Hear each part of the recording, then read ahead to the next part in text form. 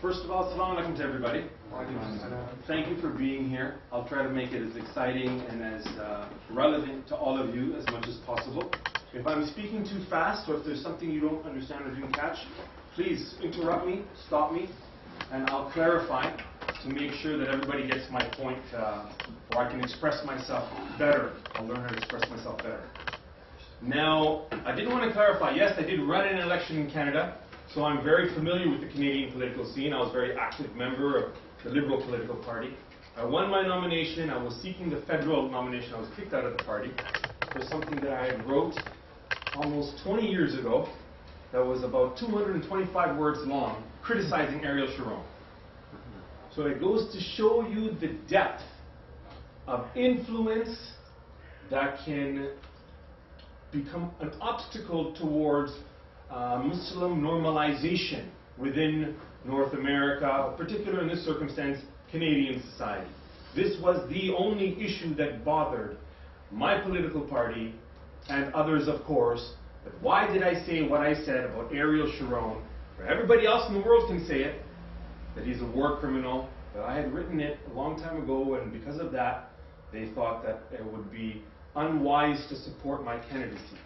Nonetheless, alhamdulillah, because of that difficult experience, I ended up going first to Georgetown University and working with Professor John Esposito in the Center for Muslim-Christian Understanding in Georgetown. And then from there, I was offered the job in Qatar. That brings me here. So alhamdulillah, it's actually a good thing that happened, right? Now, my lecture today, Islam and Pakistan's Political Culture. The title doesn't do justice to what I'm talking about. Because what I'm really talking about is how to understand, and this was my question, how to understand the way to have political stability in Muslim polities. That was my concern. And my case study was Pakistan. So eventually I came about with, I would call this solution. Now, I just want you to, I don't know if it's quite visible, there is the image of Wazir Khan Mosque. It's a very famous mosque in Pakistan, Wazir Khan, that was built in the 16th century. But there's a lot of significance of that mosque and why I chose it for the cover title. But nonetheless, because the person who's named after spoke of a challenge that every Muslim generation will face. But he didn't describe it. He didn't elaborate. What did he mean? What challenge? But it intrigued me that Wazir Khan was talking about this challenge, how to confront and meet this challenge. And that led me to think, what could he mean when he was speaking of a challenge, and led me to conclude that this challenge is for every generation. And this symbolizes what the challenge is and its resolution, how to fix that problem. So there is the outer circle that I would say is the core. It's the foundation. It's what they say in Arabic, thabit. It doesn't change. Then there is these little lines. It's very vague, but you see there are lines separating within the circle. This is the context. This is where we are. And then there is the star in the middle, that's insan. So how insan manages the thabit and the mutaghayyir, the permanent and the impermanent. How we as human beings can manage these two. If we can do it successfully, you have political stability. If you don't, you have instability. So I'm going to elaborate what I mean by this symbol. But this symbol really was pretty much my thesis in a diagram or in an image. Now, moving along, I want to take some thoughts from people because I think there's a deep wisdom inside us that we need to try to bring out. So if I were to ask you, what symbol best represents Islam, what would you say? What would, anything. There's no wrong answer here. There's no right answer. I have a particular answer, and I'll explain why later, but what symbol do you feel intuitively represents Islam in your mind? Bro, what do you think? A symbol, I mean... if there could be one. It's actually a difficult question. Yeah, I think there's any one symbol. Or something you see that reminds you of it. For Quran, of course. But Okay, Quran. No, it's good. This is good. This is exactly what we want. Just to be able to, touch into your deepest knowledge. This is really what, to say, tasawwuf tries to touch into. It's beyond learned knowledge. It's firasa. It's something inside you, which you can sense. So, like you said, the Quran, absolutely, the Quran it's one of them. What else would you think is a symbol of Islam? Yes. Places of worship. Specifically. A place of worship. Any place of worship. Yeah. Okay, very A good. place where you can do sajda Yeah, together. As the Kaaba specific. Yeah, alhamdulillah. Yeah. Anyone else has any? Yes, Abdullah. Pen.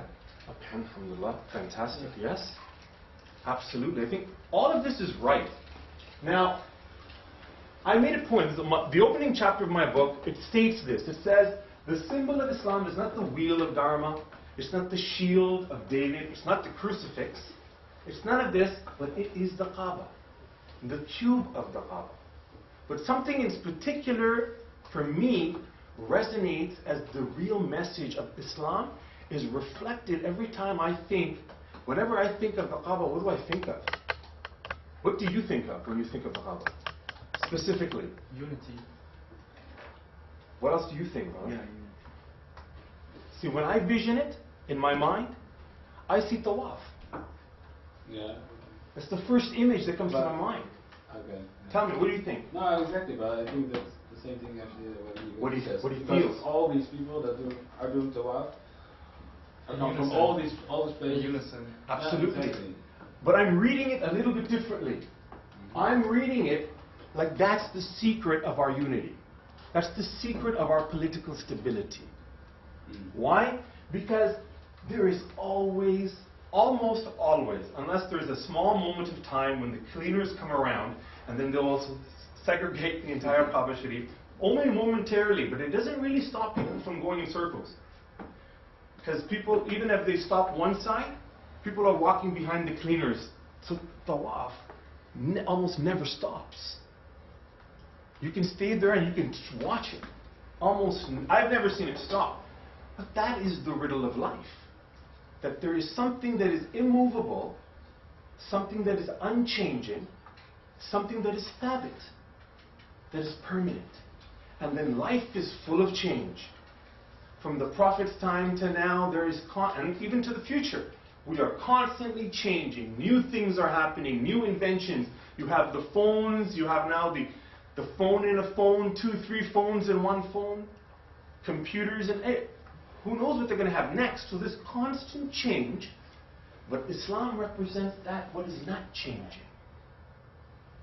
And this is something, I think this is the riddle. How do we keep this, which is thabit, and this, which is always changing? Absolutely. So this I see as a symbol of the problem that will lead us in the direction of how do we get this solution. First, we have to recognize that there is something thabit. I hope you understand that I'm sure most of you have better knowledge than me on these things. Thabit is a specific Arabic term that has a deep Islamic significance. Something that is permanent, that is unchanging. And it's representative of Islam itself. It's the perfection of the faith. It's something that's unchanging. And it's very interesting. There's a great quote here by Dr. Nasser. And he says that once the spirit of Islamic revelation had been brought into being, so once the Islamic entirety of its message was brought into being, with the heritage of previous civilizations and its own genius, that civilization may distinctly be called Islamic. The main interest turned away from change. The main interest turned away from adaptation. It focused on what is, I would say, permanent. Now, of course, Dr. Nasser doesn't mention this, but he mentions this insight, that change wasn't the main thing. It was thabit. And after all, anyone growing up trying in the West, or even today, in most of, even Muslim countries, the challenges of being Muslim are everywhere. But how do we do it then? How do we learn to adapt but stick with this idea? I believe this is a uniquely Islamic innovation. That there is something that is permanent. See, I grew up in Canada, my whole life in Canada, and I can remember what was wrong growing up in Canada when I was growing up is no longer wrong. It was wrong when I was growing up. Homosexuality was wrong when I was growing up. When I was in grade 5 and 6, people used to generally look down on it. I remember even one of my teachers when I was 14 years old, he used the word gay, and then people started laughing in class, and he says, people have abused this word and turned it into something ugly. This word in English just means happy. Literally, it means happy. But what was interesting is that he said that it's a good word that other people who are doing something wrong have taken to describe themselves. That was my teacher in Canada about 20 years ago, more than 20 years ago. So you can see now, and anyone who visits Canada now, the changes, the moral changes that are happening. There's nothing set. There's nothing permanent. What could be wrong today, believe me, will be wrong tomorrow. Because there's nothing upon which they build this sense of permanence. And this is very interesting. This goes to the heart of what it is in European North American society post-Renaissance. There's a reason why. We won't get into it, but there's a reason why you cannot really say anything is permanent. So this is the difference, the Islamic difference. It does give you something. That no matter where you go, you have one, as you know the term aura for men. We have one aura. I don't have 10. But in Canada or in North America, anyone who grew up in the West, you dress differently in the gym, you dress differently on the beach, you dress differently at school. There are different rules of clothing and what you can wear. Now imagine psychologically what's going to happen to a person if you don't know these rules, because there's nowhere written. But it's understood that you can dress a certain more, let's say, free way on a beach. You can be completely naked with other men in the gym class.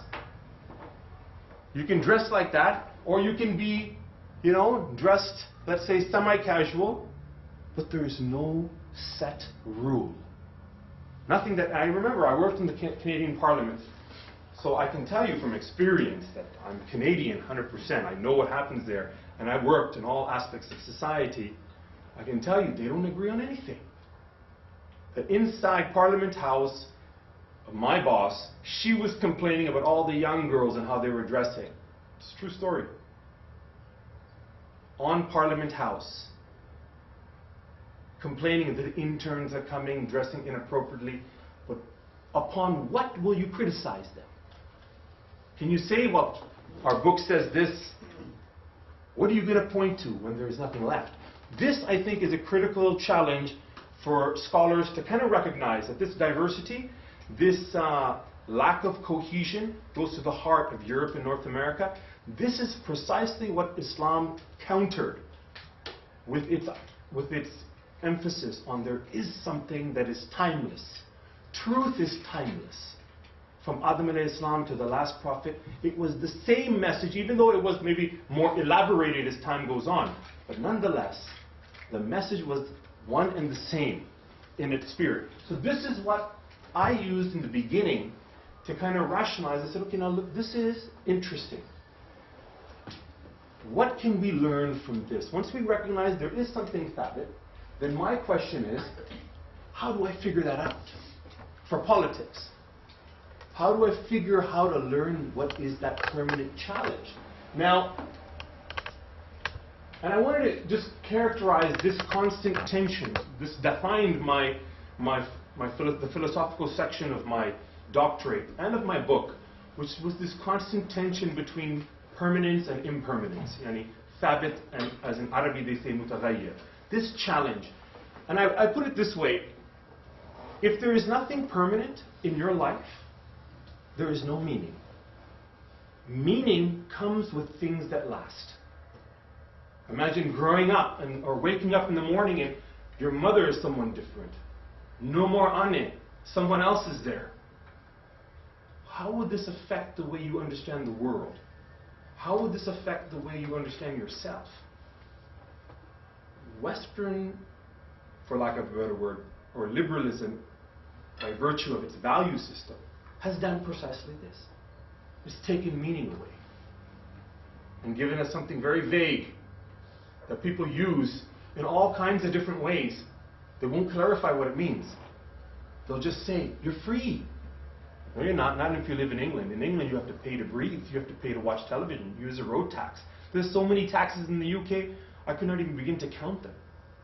But people will run around saying, I'm free, and they're in prison. It's a matter of perspective. So, but I want us to know that meaning really comes from permanence. And so, what is that permanence? This was my challenge. And that's when I came forward to this. Well, basically, I wanted to just mention here, that led me to the title of my real book, but they didn't let me have it. They don't let you choose the title of your book, by the way. And I said to them, I wanted to have it, The Real to the Ideal. I remember the first question I was asked in my PhD defense was, shouldn't it be the other way around? Ideal to real? I said, no. If you're in the West, yes. Because that's their education. First, they'll teach you when you're young, be nice, share, hug everybody. When you grow up, you become a realist. But in Islam, there's another step. You go back to being the child again. In that emphasis of sharing, that emphasis of reaching out to your neighbor or that giving. So it's the real to the ideal. The ideal is what they say in Arabic, the mithal, or the qudwa, or in English you would refer to it as the high classicalism. It's what is permanent. That's the ideal. And is it not for us the ideal in this Islamic think tank? The ideal is, how can I have khushu? How can I clean myself? How can I be as loving as possible, as generous as possible, as brave as possible? How can I be, and who should be my standard? Of course, well, for me, it's the Prophet is the standard. But there's others. I don't say there's not others. Sayyidina Umar is a standard. Muhammad Fateh is a standard.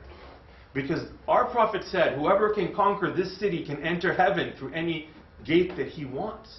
And this will be the best leader and the best army. So should I not want to have him too as an example of who I would also follow? That's what our Prophet said, of the person who takes this city.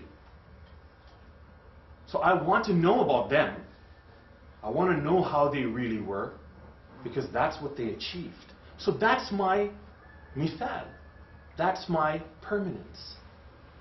If you take that away from us, you take everything away from us. This is unfortunately what secularism tried to do. It tried to take away all your heroes. It tried to take away everything thabit in your life. Everything permanent in your life. That's what it did. It had positive effects in Europe, because it took away the zalim authority of the church over people. So it had some positive ramifications and influences there, but it had very little positive effect here. Nonetheless, this challenge then, from the real to ideal, that's what I clarify in my book. I said, okay, then if we're going to talk about political stability, first I want to talk about what could that ideal be in politics. What are those characteristics? Well, of course, there's a long list, but the Quran talks about it very eloquently. And even in the Sahih Bukhari, there's an entire book, the Book Al-Ahkam, that talks about the principles of leadership and principles of siyasa.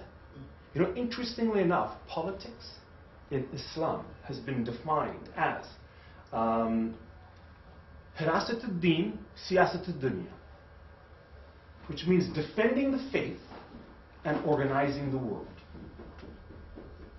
So these are two critical components of politics in Muslim society. So what I did then, using the Quran and the Hadith as my mithal, as my permanence, I took values from them.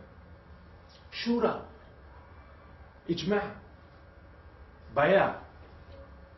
These, and there's many others, right?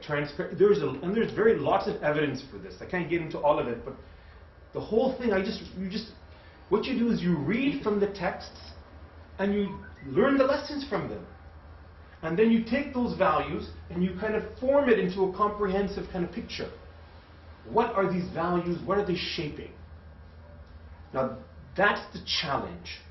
To take it, those values, then create a system that actually encourages or facilitates these values in society.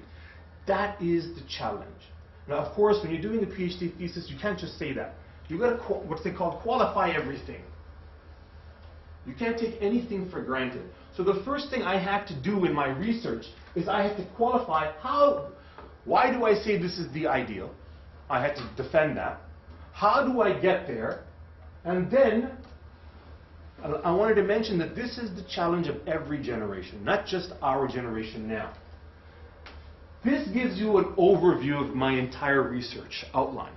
The first thing I did for my PhD is I said, okay, I want to understand, let's say, one society. Let's pick Pakistan. And then I say, or we pick Turkey. What I do in my book is I bring a methodology on how to figure out political instability versus stability, how to understand where they are on this methodology. I just use Pakistan as the example. Now, I begin with political culture. And that's my starting point.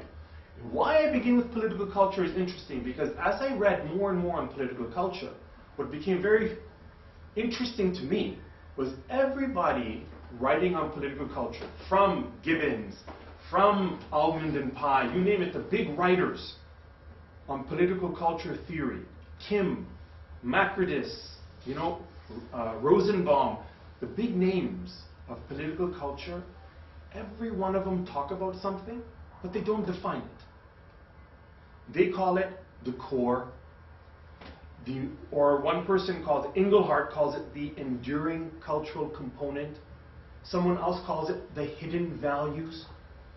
So I'm studying and I'm reading these texts, and my first question is, what do they mean? Now there's two ways you can understand what they mean. That the core, the values are Western, are European, and we should be judged. The Muslim world should be judged. Turkey, Pakistan, Malaysia, even non-Muslim Asian societies should be judged on these mythical ideas that are coming from Western Europe, that are not even properly followed in Eastern Europe. So that's one theory. That's when I say that political culture will be called hegemonic. There's another theory in political culture research that talks about it as everyone's political culture is unique. But they don't tell me how it's unique. How is Turkish political culture different than French? Or German different than Italian? What really is it? You know what they say? They say it's values.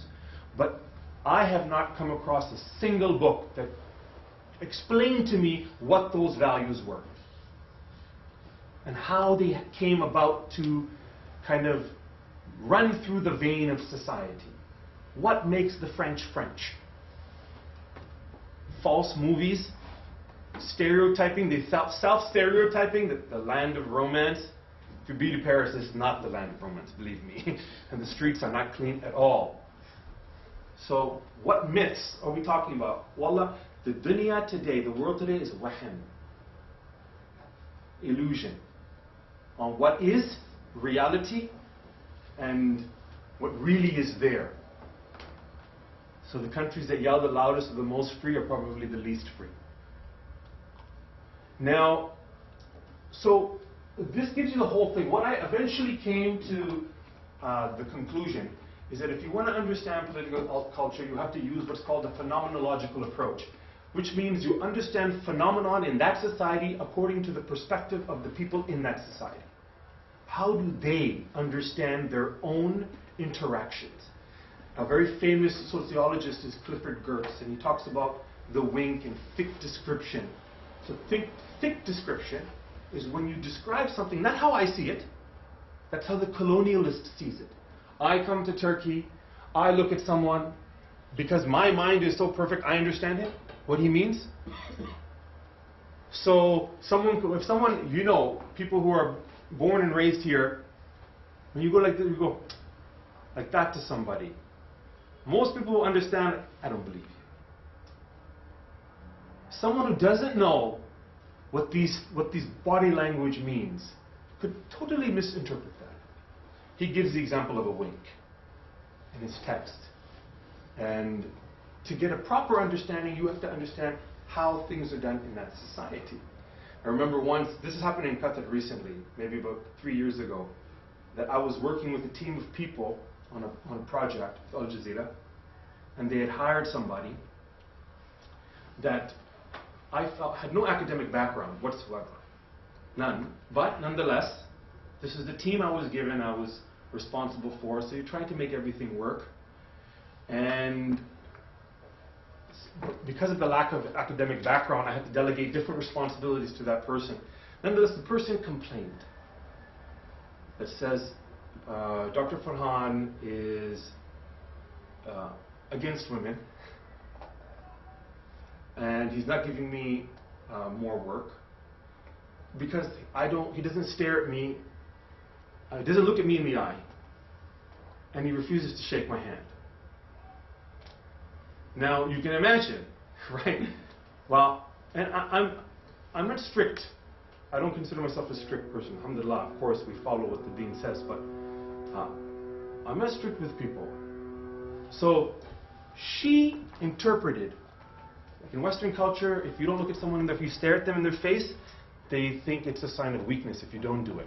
In Muslim culture, if you stare at someone's face, they think it's offensive. If you stare at somebody. I remember very vividly my mother telling me this man has no shame. You know, like when they talk, you'll know if you're from the West, usually Western people, they'll come right up to your face and they'll stare at you like this. This is what happens. Anyone who knows Western society knows that happens. Like people can do that. They walk right up to you and stare at your face and stare right at you. And people from the Muslim world would take offense that, hey, don't look at me so much. This is just an indication of the cultural difference. And if I don't understand this properly, this girl is going to say, he's not looking at me.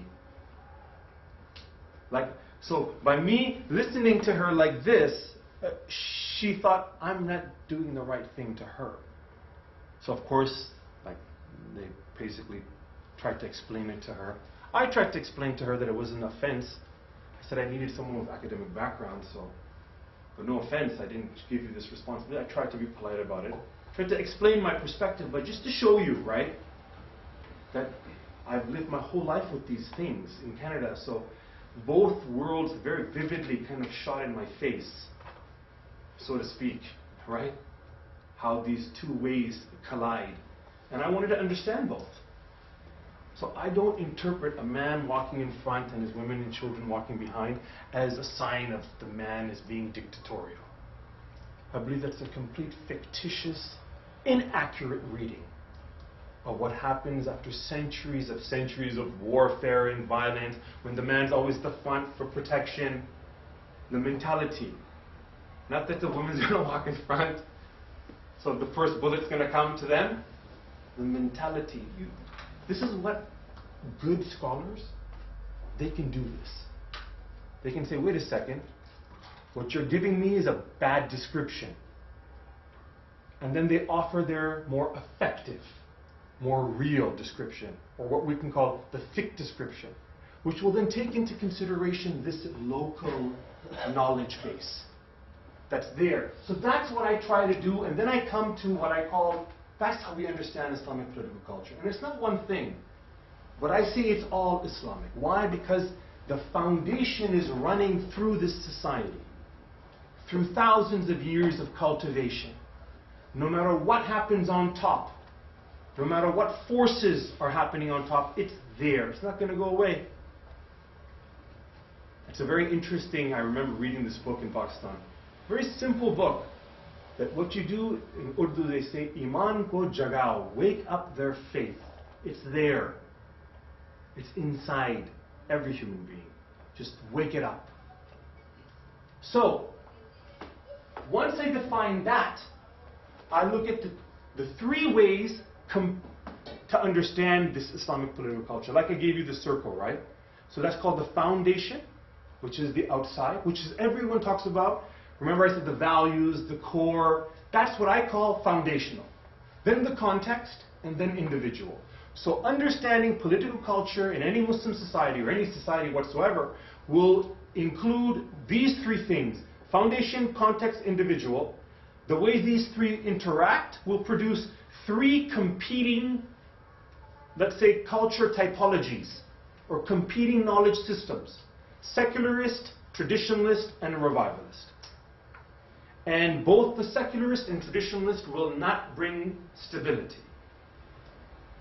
And this is where the revivalist comes in. And then I explain what I mean by each one in great detail. So you could say the traditionalist would be what was formerly run in Saudi Arabia. The secularist would be what would happen here in the establishment of the independent Turkish Republic, 1922, right? Or 24 rather, right? 22? Oh. Now, but this challenge then is what you see today.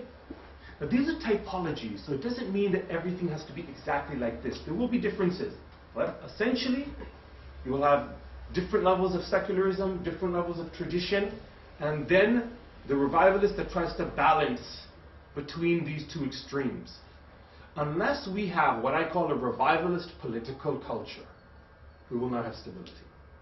If it goes to any one of these two extremes, we will not have political stability. That's what my theory is. Now, and I go into it. So basically, again, like I said, foundational, context, individual. So I say, and this produces a broad-based Islamic political culture. It's not going to be the same in any different society because it's going to depend on the context. But the foundation is the same everywhere. But how much of the foundation is in the context, that's a different question. And then the individual, well, how much do you want Islam in your society? So I'll give you an example of Qatar. When I first went to Qatar 7 years ago, they used to make a big deal about Christmas in the malls, because the malls were for the expats like us, most of which are not Muslim, so they would have Christmas trees. So when I went, there was only 2 malls in Qatar, and now there's 8. So guess who started complaining? The young Qataris. People like you at the universities. They said, hey, for Ramadan you have nothing. You have no celebration, no big kind of, big moon and star somewhere. But during Christmas time you have these trees up everywhere. So people were complaining on Twitter, complaining on all forms of social media, writing letters to the ministers. What happened? What do you think happened? Next Ramadan, yeah. Exactly. Exactly. Then they toned down everything for the Christmas. Some of them shut it down completely. Okay. And they don't want their children celebrating it. And then they had everywhere during Ramadan, all the malls, Ramadan special, Eid special. I'm telling you, this happened while I was there. So remember, all societies have different levels of leadership, right? Every society. Multiple levels, and in different ways. The imam is a leader in his own way. Your parents are leaders in their way. Teachers are leaders. Your ministers are leaders. Ideally, you want all of society to be full of these kind of leaders. But even your young people that will challenge the government, because sometimes the government doesn't even know.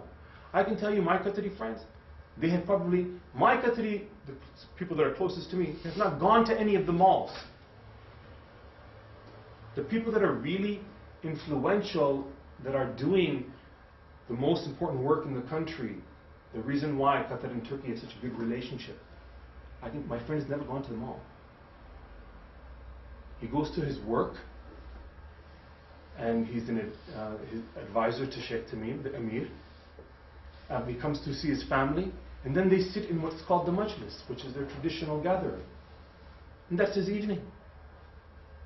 That's what he does. Occasionally, once in a while, I might go to a restaurant, but very rare. So unfortunately, what can happen is you're cut off from what's happening in your society, right? So the Khalij has that little bit artificiality. Because really, the Qataris almost are not a part of what's happening. That life is for the other people. But you can't have a country like that. And you would have to be more involved. Once they find out what's happening, then they put pressure on. Excuse me, what are you doing? So the same thing happened with alcohol. Alcohol was allowed in one part in Qatar, and people complained. Young people. And then a few incidents happened that really got to the Qataris. There were some drunk people that behaved inappropriately to some girls. And you can imagine, in a very conservative society, this created a huge uproar, and now no place in the Pearl serves alcohol. They stopped it. So you can see that there was this push and pull. But I just wanted to show you all societies have that push and pull. How it can be managed by this group.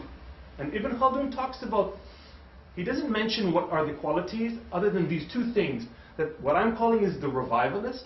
It has to be able to stop people from fighting and bring people together as much as possible. This is what Ibn Khaldun talked about, the qualities of leadership, or the leading group in society. So essentially, this is what I was trying to uncover, and I wanted to prove that any other way would not work. So I used the example of Pakistan. So I use this, and then I look at how the foundation, the context, the individual interact. They produce either a secularist, which will be disaster for society, will produce a traditionalist, will also be a problem for society. And then this circle should have been over here, but this is the mistaken. This is the revivalist underneath, that balances between these two. And that will be the group that can achieve stability, political stability.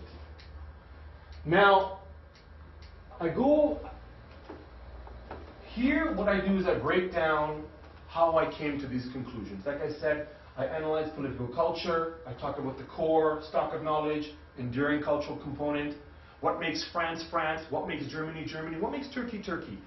When you find out that, that's the foundation. And where does that come from? That comes from our history, our what's happened. You cannot just erase everything. I call that epistemics.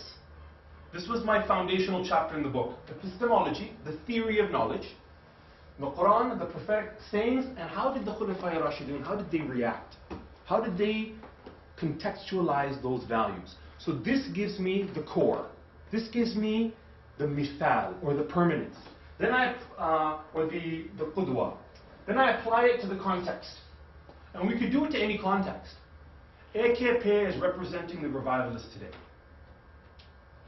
And I would say that the Gulenists are representing traditionalists. I would say that not just based on any other disagreement with them, try to be as dispassionate as possible, but truly, they are more traditionalists in the sense, key critical differences is they're more, I would put it, they're more Turkish Islam than Islam and Turkey, to put it that way. And that's a very big difference. But this is exactly why America is supporting them. How can you live in a 17 million house in America? And this is why. This is the same thing that they tried to do in the Khalij, in the Arab countries. They'll have, if you're Arab and Islam, it's okay. Just don't be Islam then Arab. Same thing in Pakistan. You can be Pakistani and have Islam second. Don't have Islam and from Pakistan. And I think you understand what I'm trying to say here with this. It's a very big difference. This is why then you can read people's politics better. It is impossible for Turkey, in my opinion, for Turkey to not be caring about Syria. Impossible. Or not care about Palestine. It would take away from that core. It would be impossible for me, not just, let's say, Palestine or Syria, Rwanda. As a Muslim, it's impossible for me to not think of suffering anywhere or minus it. So in this sense, this Turkish Islam, Arab Islam, this is not part of Yeni Turkey. This is not part of the new, or this is not part of the new Qatar. It will not be. But it is very much a part of the Emirates. And it was very much a part of the old leadership in Saudi Arabia, not the new one. So this, I would say, is something that we should kind of consider. Now, that's the context. And then, of course, the individual, I talk about the three different typologies: the secularist, the revivalist, and the traditionalist. And then I say that this interaction between these three goes to the heart of instability, heart of conflict in Muslim polities. Solving it is the challenge of our time, whether it's political or culturally, how to solve it. And this goes to the heart of stability in Muslim society. And I give this fact. I said that, did you know that most of the ulama at the time within the British Empire in Pakistan, Bangladesh, Afghanistan, and India did not support the creation of Pakistan? Why? Because there's no such thing as a country. We cannot have a country. But this is a very strange logic. So if you don't want me to be empowered and have my own, let's say, house, then I have to live in your house.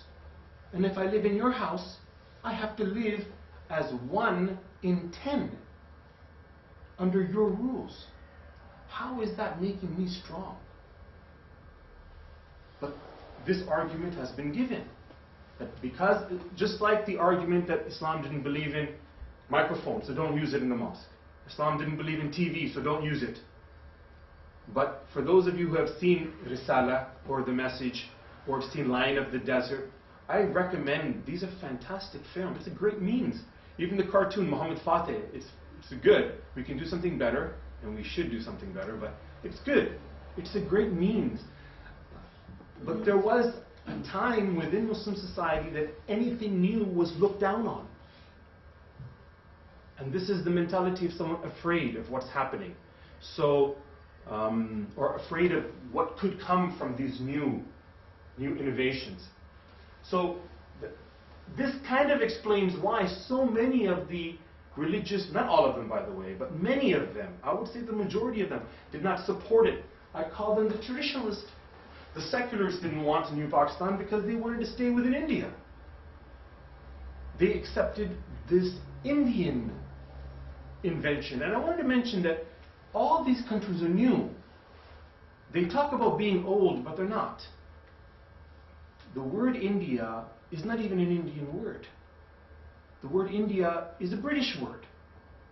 And the British word based on an Arabic word, Hind. But my question to my Indian friends was, what did you call yourself?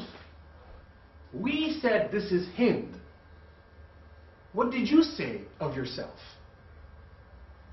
And then the British said this is Indies because they thought they were lost. And then the Indies became India. So you invented this, oh sorry gentlemen, shut off. But basically they invented this whole civilization, culture, and people who were not religious said, yeah, sure, I want to join it. I can be Indian too, but there were many people that did not feel comfortable accepting that vision. And this were the people that were leading the Pakistan movement. And for this reason, and why they won is what I just explained in a long philosophical lecture, why they won. In English you say they had the pulse on the people. Do you know what I mean? When you have the pulse, when you feel the people. The shuyukh, the scholars, didn't feel the people. So nobody listened to them. Nobody, the secularists, nobody listened to them too. This is why all the analysis on Turkey are wrong. Because they don't understand what we talked about today. Or they understand it, but they don't want it. They don't want the Turk to know the history of the Ottoman slap and to be the proud people that used to make the whole of Europe afraid. They don't want this new Turk. They want what's called the white Turk. They want that kind of Turk to be around. And even if we have to accept Islam, okay, then you be the Sufi Turk. Turkish Islam, Sufi style. But hate your Arab brother and hate your Bosnians who don't care about them. Just focus on yourself. Now, these things, as we know, are not going to be accepted by the masses. And I think this all explains what we see happening today. Gentlemen, that's a nutshell of my presentation. I think I took too much of your time. I'm sorry about that. Any questions? Bismillah. Thank you very much for listening. Thank you. The floor is our due for questions. So Absolutely. Let's open up for questions. Yes, brother, go ahead. Or Hassan, you want? No, please. It's fine. Thank you. Please continue. Yes. I think it's very interesting that you have a background in the Liberal Party, since Yes. you are critiquing the liberal ideology. Yes. I recognize in your critiques sort of a conservative critique on liberal ideas, which is of course based on the Renaissance philosopher, Renaissance critiques on you know, the ancient regime, etc. Right. You know, so It's a good point. So why did you find yourself attracted to this type of politics? Okay, it's a very good question. And I think I have to make something clear from the beginning. That when we talk about liberalism and conservatism from a Western perspective, very different from how I'm going to engage in it from a Muslim perspective. So you could say that Muslims in the West are very conservative, but they vote left of center. So they usually vote Liberal, or in Canada, Liberal or NDP. Now they don't vote NDP because NDP is very progressive in its social values. They don't believe in marriage. They believe same-sex marriage is okay. So this shuns a lot of the Muslim community.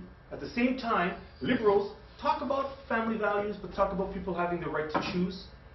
Kind of try to balance between the conservative and the social liberals. in that sense. But all these terms, social liberal, don't work with us.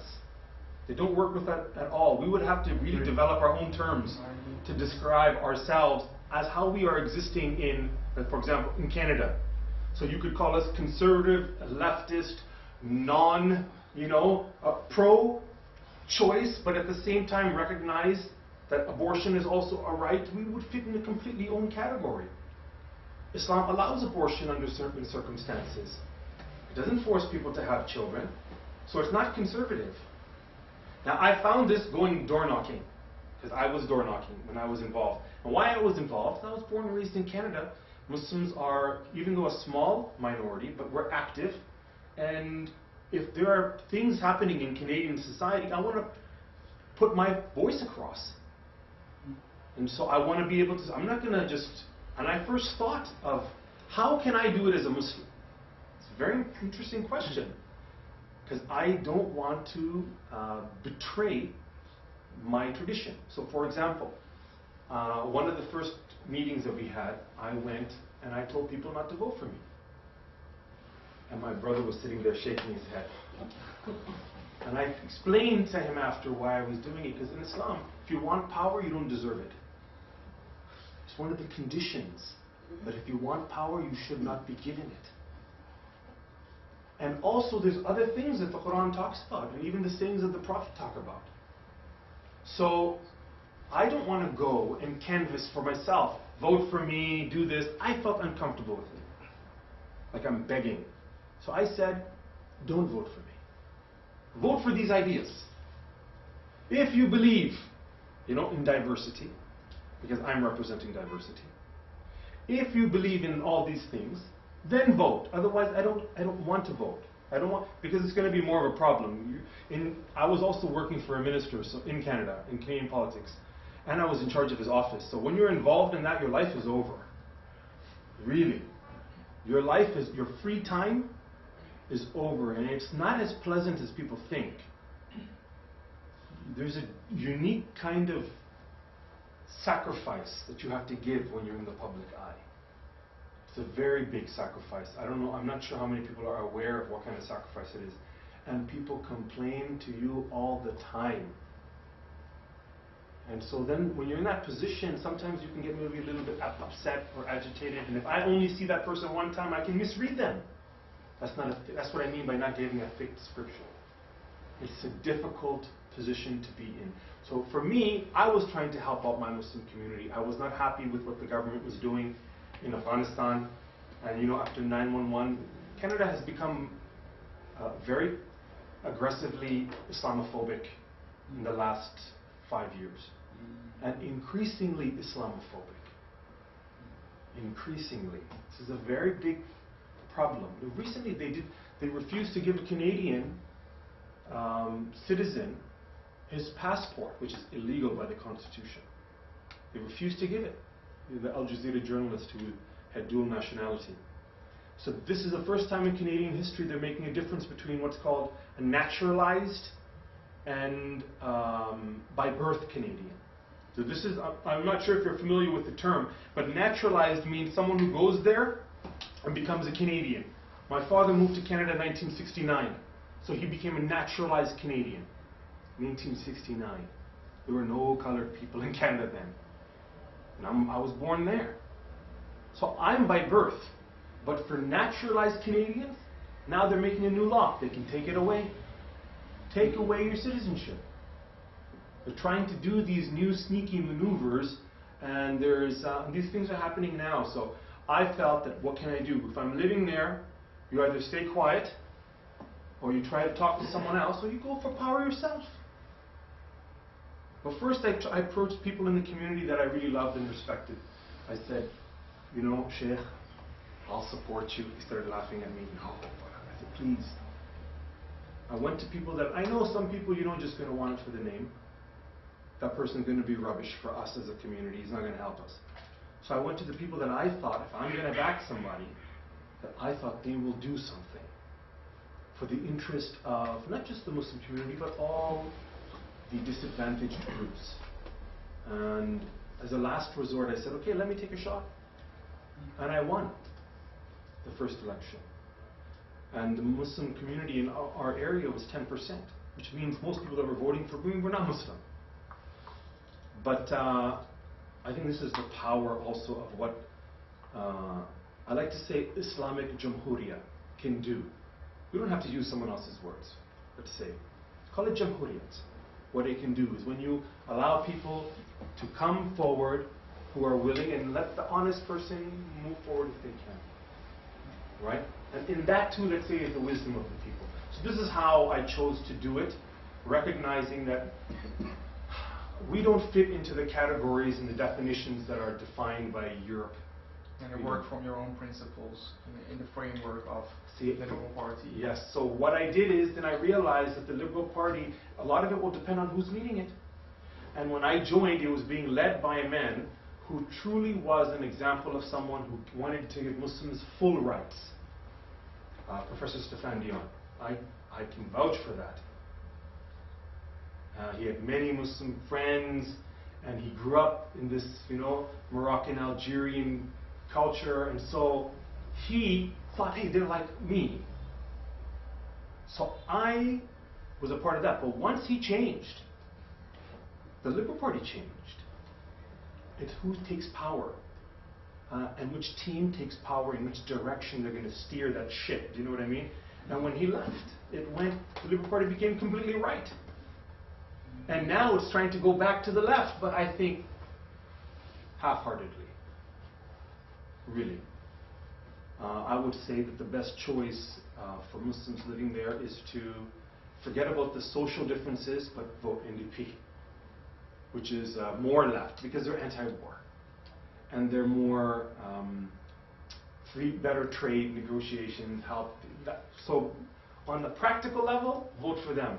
But it depends what's motivating people to vote. If you talk to people and say, what matters to you more? The global politics or the social values that are going to be taught in the schools? This is the tension. I would think that our social values, let it come from the house. Let's not want our country to bomb poor Afghanistan or do bombing raids on Syria in support of Assad. So this is what I would be concerned of. And the social values, let it come from the house. But people don't share my opinion. They might not. Right? But it was a good question. Yes. Brother, you had a question? Yeah, we have categorized the society into three different categories, like revivalists, traditionalists, and secularists. Yes. So how can we apply this to Western societies? Is it the same thing? I think it would be very different. But I think that you can still kind of have a loose similarity. So you kind of do see that, you know what I would like to do? I like to flip it. Usually that's the best way.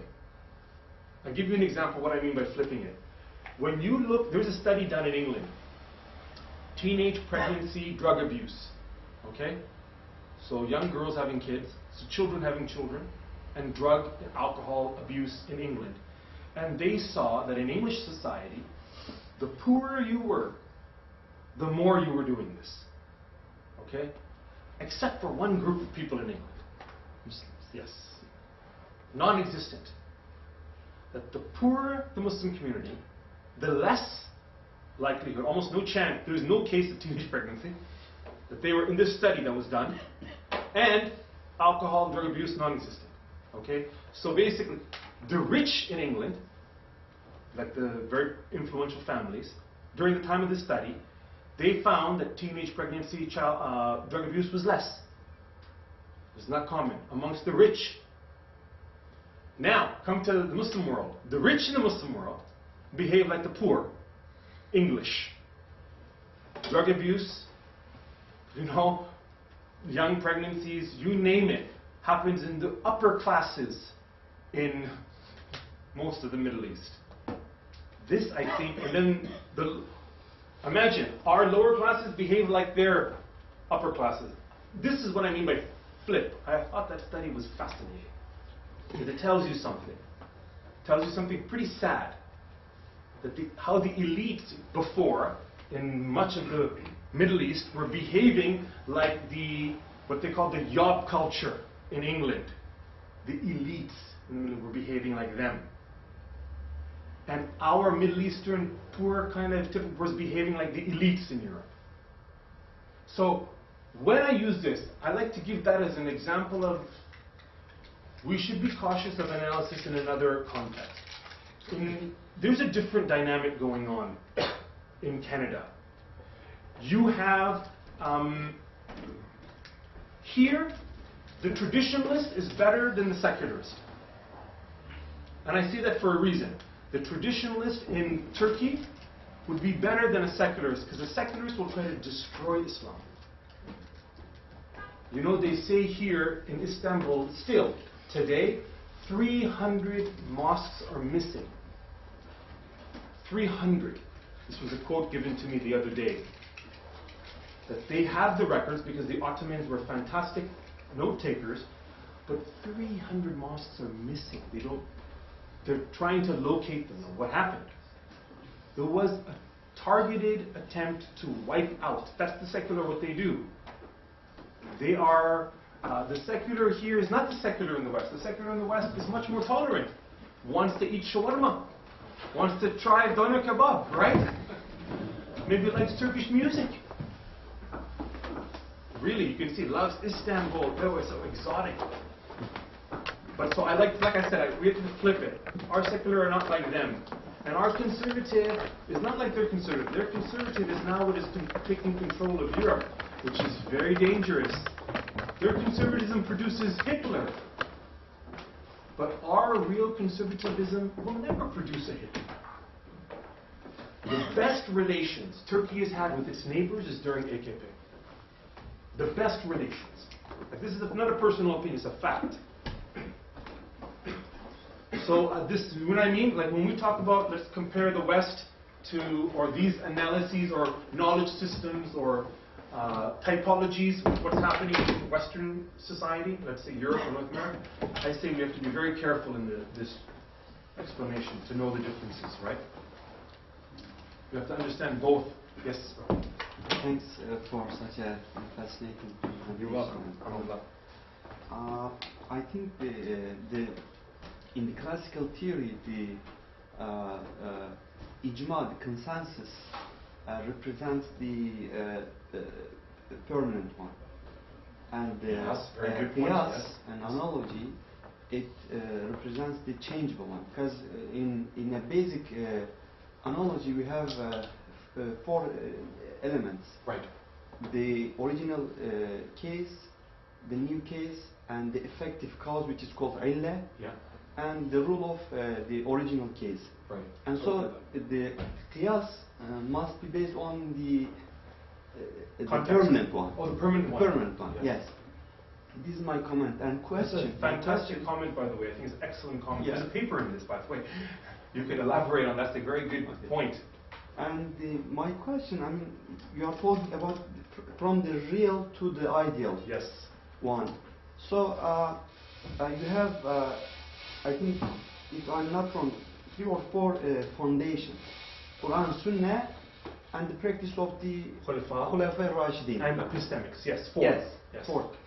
So, what about the experience of the Muslim societies in the past? Absolutely. I mean, what would be the role of the past generations to create the ideal political culture? Absolutely, I agree. This is an excellent point. What I wanted to do was to go to sources that are unquestionable, or at least we can extract from them enduring values without input from what happened during the time of, let's say, even though we need to study this.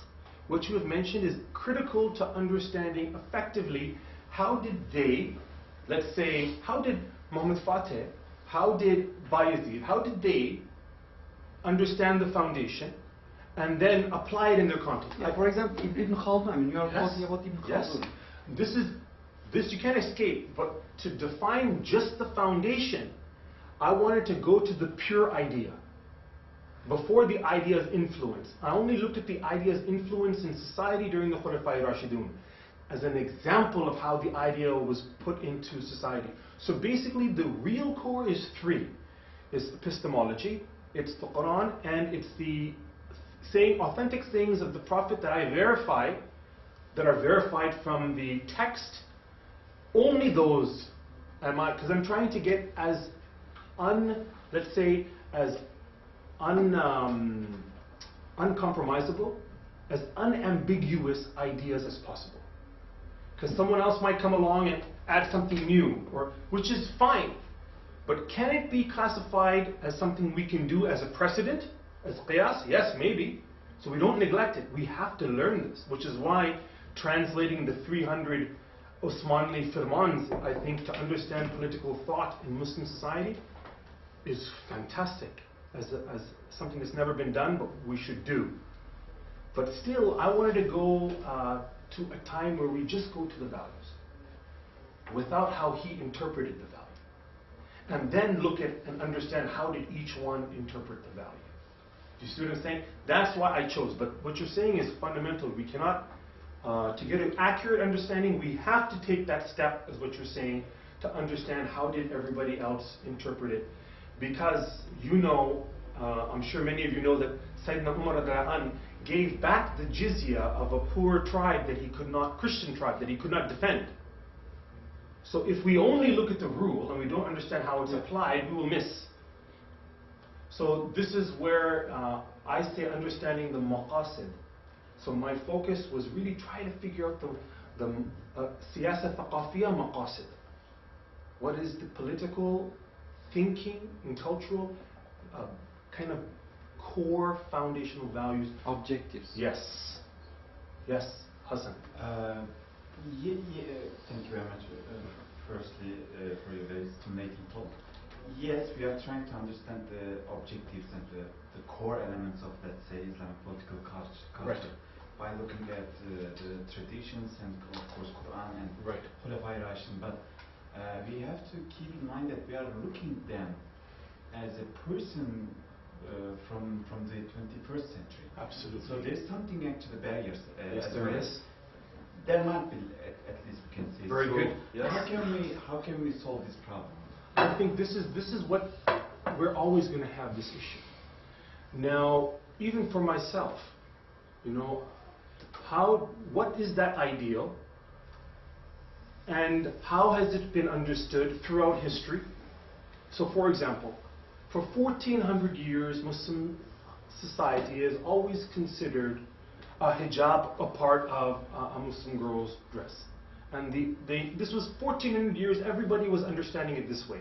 Only now, we have some people who are saying that it's not fard. This is how I would discredit anybody who tries to use that logic. This is where the law would come in, and where we could use what has been the precedent for 1400 years. I don't want to neglect 1400 years of scholarship. This is what we have to go to. We have to study this. I say we should study both. Study the sources and the 1400 years of scholarship. Both. I don't think we can ignore either one. If we ignore the sources, we could get lost in a context of another time. If we ignore the scholarship, am I thinking of myself as the equivalent as Abu Hanifa? You know, radiallahu anh, God bless him. No. People who neglect the tradition of scholarship can fall into extremism, because they like to think of themselves now, or they like to pick and choose. So you raise an excellent, very critical philosophical point, Hassan. And I think it's very close to what you were saying too, Doctor, that I want to learn from the shuyukh, and I would tell all of you, if you are sincere, and read Malik bin Nabi, read the stories of Muhammad Aqif Arsoy. Look how he lived. Look what he refused to do. And really understand what these people, what do they think of? You know, he's an Albanian. And he wrote the Turkish national anthem. But look how he wrote it. And look how he talks about it. Those ideas of the Shaheed and the Ghazi. But these meant things to us. And we should not look at this as something that we should throw away. And I want to learn. For example, I was just reading before I came, you know, Allah subhanahu wa ta'ala says in the Quran that this gift of shakhsiyah was an amana.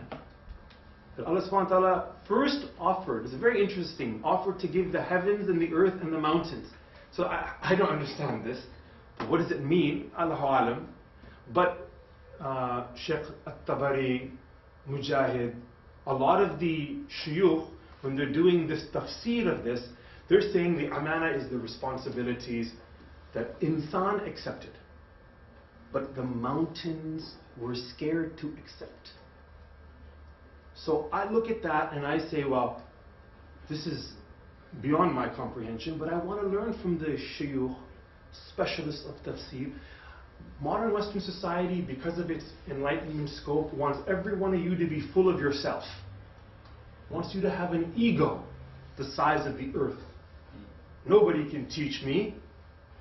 And I'm sorry, but this is partly what happens in some extreme Salafi groups. Nobody can teach me. I can just read myself. Yes, you can read yourself. Yes, the relationship between insan and Allah subhanahu wa ta'ala is direct. Yes, we don't do sajda to anybody else. But am I so arrogant I'm not going to read from a scholar? Yes. This is a beautiful part of Islam that's very much alive in Turkey. It's very much alive in Pakistan. You're respecting the shuyukh. Respect the scholars. Because they can teach us. They can teach me. I respect them. I know all of you can teach me. You know, Imam Malik radiallahu anh said, the shield of the scholar is, I don't know. This is what he said. And he would not want to answer every question. If he couldn't, he would say, ask the other person. Now, today, if you ask someone to lead prayer, 100 people jump. And I would say, I said, you know, brother, we should not be, if you see other people more qualified, do you think of yourself so much with kibar? I think this false kibar is also a part of we being negatively affected with this modern idea of ana, the ego. Because that's what it did, right? The Renaissance was all about the ego. Leave the church, they can't tell us, leave God. So I think you're absolutely right, and I'm 100% supporting this, that for me, I listen to the scholars. I want to learn from them, and they have taught me. Thank you, Hassan. Yes? A little funny remark first. You mentioned Quran Yes. as a traditionalist. Yes, in my humble opinion. Yeah, you're actually you're on the point there. I remember, you know, a couple of times him complaining about Jinnah's decision and doesn't like Jinnah. Yes. He doesn't like Jinnah at all. Yeah. He's one of those guys. I couldn't understand that. Exactly. It's interesting you said that, brother, because I didn't know that, Abdullah, but it makes sense. Because if you understand the psychology, what's happening in our society, you can understand how they think. I'll always say to somebody, a Syrian friend of mine said to me, "Oh, but brother, why did you want to separate?" I said, "Oh, okay, why are you separating against Bashar al-Assad right now?" This is a professor. And he said to me, "Oh, don't you think it's a mistake?" Or separating from Turkey. Yeah. Wallah, yes. And now half of them want to come back. But I said to him, I said, "Why you want to fight Bashar? But you don't want me to fight for my right against, I believe, a Hindu dhalim that's going to force me to give up my religion?" I said, "Do you know the condition of Muslims in India today? The beggars, you know how they're treated? There's mass conversions, forced conversions of Muslims in India. We're not even talking about Kashmir. I'm Kashmiri originally. My family were refugees from one side of Kashmir to Pakistan in 1947. And that in itself, being the refugee phenomenon, is nuts. I know what it's like. The first thing my grandmother told me was 9 of her brothers were killed and they stole everything they had. I was 8 years old when my grandmother told me that. And she said to me, "Write a letter," because she thought that her grandson came from the West. So he has knowledge. And I'm 8 years old. And I don't know anything. I don't know nothing. They taught me more on what is love, on what is Islam, on what is insaniyat than I knew in Canada. When we couldn't take a shower because it's so cold that we had to, we couldn't. It was too cold in the nighttime, especially in the north. So my uncle sold his bike to get a hot water. They didn't have a car. To get a hot water container put into his house, he sold his bike so his nephews could take a hot shower. That is love. That is the type of love that's missing in modern society. People become too selfish to think, "I'm going to do for my nephews. I'm going to love them like this." So very good point, Abdullah. You're right. Another point, perhaps. This is a fabulous talk. Thank you. Alhamdulillah. Shukran. But as far as I can see, aren't you a little exaggerating the divide between West, whatever that is, and Islam? Because that's what I kind of sensed, when you make constant comparisons between the two. For example, the idea of lack of habit, permanence. Well, I can't believe that I'm defending Western values here, but I think they do have something like that. For example, the permanent thing in modernity is, freedom of speech, as you might have, noticed. I would say you make a very good point. Yeah, and related to that, actually, that's just a remark, and it's not really important. But I'm really curious, actually, about how you, place yourself, okay, as a Kashmiri expat who was, raised in Canada, joined Liberal Party at some point, and now back in actually the Gulf. That's a fantastic story here, right? And who's writing about political theory, right? How do you place yourself in this 20th century political revivalism, reformist movements? Very good question. From Afghani, I see actually another Afghani here. I would see this Or Iqbal. Yeah.